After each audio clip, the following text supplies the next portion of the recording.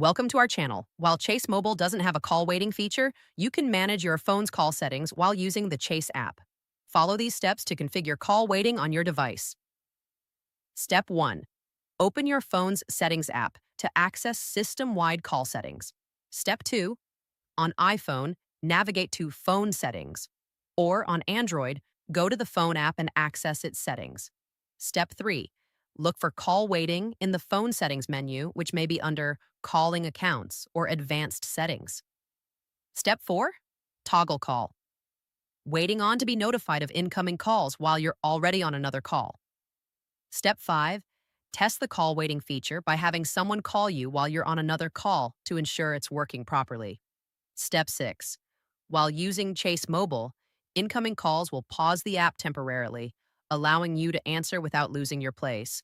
Step 7. Consider enabling Do Not Disturb mode when handling important banking transactions in the Chase app to avoid interruptions.